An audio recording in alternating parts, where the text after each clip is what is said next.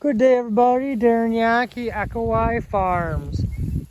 Just got done moving the beef cows and calves into a new paddock. We're currently on 1 acre lots with 32 head of cows and calves. We just finished calving our last one in the other day. So we're 100% calved in for the year.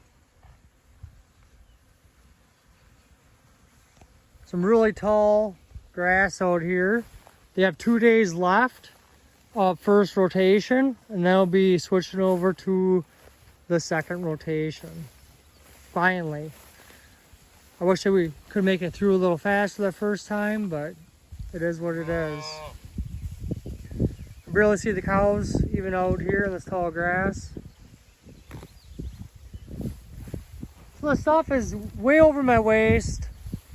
Some of it's almost touching my shoulders.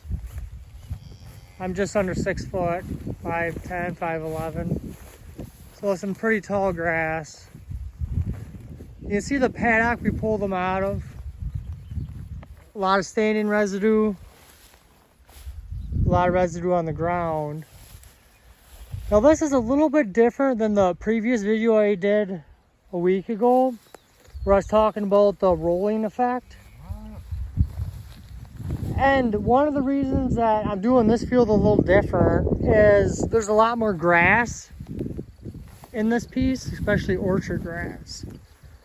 The other piece that I did a video on was a lot of clovers and alfalfas, a fair bit of grass, but the grass wasn't as mature either. So when they come out in the paddocks, they're really just rolling that material on the ground. And there's still a lot of residue left, but it's all laying down.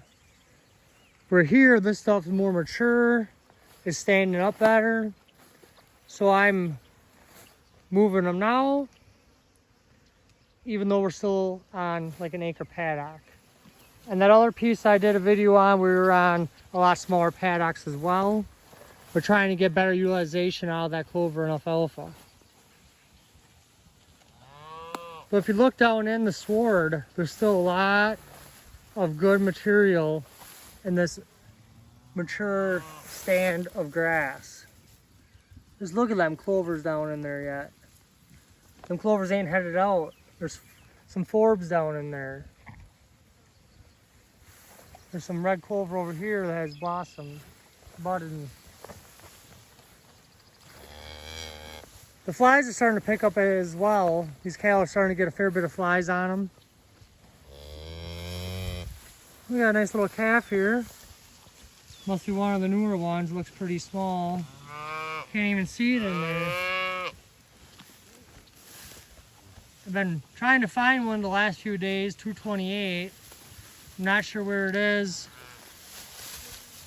Maybe this is that. Yup, that's her. So the missing is found. We haven't seen it by mom at all yet since she had it. So I was getting kind of concerned that it wasn't sucking on ma, but there she is, so that's a good sign. To see how tall that grass is compared to the cow height.